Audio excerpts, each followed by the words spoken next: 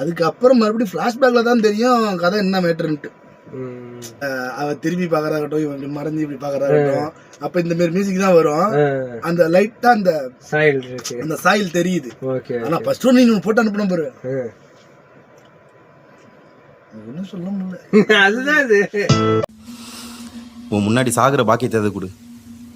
அவனுக்கு சளி பிடிச்சிருக்குன்னு நினைக்கிறேன். வாண்ட டானிக் பாட்டில் எடுத்து காட்டிட்டு இருக்கான்.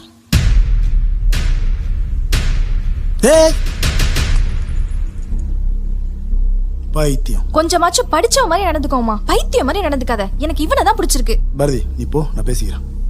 நீ வா, உன்கிட்ட கொஞ்சம் பேசணும்.